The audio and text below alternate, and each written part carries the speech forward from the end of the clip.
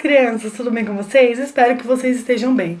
Hoje a tia Gleice está aqui para falar a história de dois rapazes. Um que queria viver o sonho de Deus, o outro não, já preferia viver pelos seus próprios sonhos, pelas suas próprias vontades e desejos. Sabe o que nós vamos falar hoje? De Saul e Davi. Fica aí, chama seus amigos, vem assistir o vídeo com a gente, tá bom? Vamos para a história então? Vamos lá.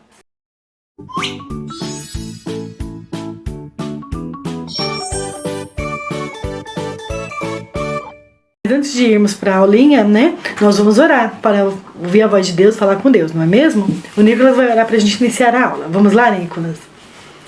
Senhor Deus, Pai querido, Pai amado, Deus, muito obrigado pelo acordar de cada criança. Deus abençoe, Deus, para que você guarde as crianças, para que elas entendam essa palavra, para que nada de mal aconteça com elas, abençoe a família delas, abençoe os agradecimentos ou os pedidos delas. Deus abençoe, Deus, para que essa aula da tia Gleice seja muito boa. Em nome de Jesus, amém. Amém. Agora vamos lá para a historinha? Vamos lá então. Então, crianças, hoje nós vamos falar sobre o rei Saul e o rei Davi.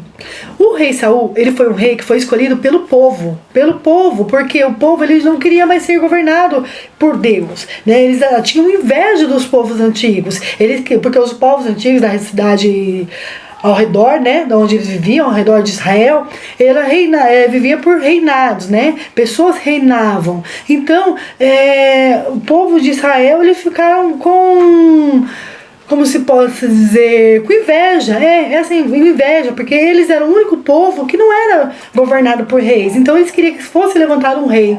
Então Deus, ele se entristeceu muito, crianças. Ele se entristeceu porque ele governava através dos profetas, né? Então o próprio Deus atuava na vida das pessoas através do profeta, mas as pessoas não quiseram. Então foi levantado o rei Saul. O rei Saul, gente, ele não era um homem segundo o coração de Deus, igual Davi era. Ele, inclusive, houve época que ele começou a se afastar de Deus, porque ele achava que ele já era o autossuficiente. Por exemplo, teve uma vez que Samuel, que era o profeta daquela ocasião, que eles, geralmente quando eles iam para a guerra, o profeta, ele fazia, né, sacrifício para Deus. Só que naquele dia, o profeta Samuel, ele atrasou. E o que o Saul fez, crianças? Ele foi fazer o sacrifício, só que o sacrifício não era aceito, ele não poderia fazer aquele sacrifício, porque naquela época, na realidade sempre foi assim, né? O sacrifício poderia ser feito apenas pelos sacerdotes, né? Então ele não tinha essa autorização de Deus para poder fazer. Pois bem, ele foi lá e desobedeceu. Aí depois ele foi ganhando guerras e ele foi se enchendo, né? O ego dele foi se enchendo. Até que Deus se desagradou dele, porque ele não tinha confiança em Deus. Ele agia pelos seus próprios interesses. Aí Deus falou assim: eu vou escolher uma pessoa, Samuel, que é da casa de Jessé. Ele vai ser o rei no lugar de Saul. Porque Saul não tem atendido aos meus desejos, não tem atendido à minha vontade. Ele não tem dado ouvidos a mim. Então, Deus pediu para Jessé ir lá na casa de Jessé, que era o pai de Davi. Ele foi lá e escolheu, sabe quem, crianças? Davi. Sabe o que Davi era? O Davi, ele era apenas um pastor de ovelhas, né? Ele cuidava das ovelhinhas do pai dele, cuidava de todas as ovelhinhas do pai dele. Então, ele não era alguém especial aos olhos das pessoas. Tanto que quando o rei Samuel, o profeta Samuel chegou até lá, ele falou assim: deve ser esse filho de Jessé, que era alto, né, bonito, vistoso, mas ele era aos olhos das pessoas e não aos olhos de Deus.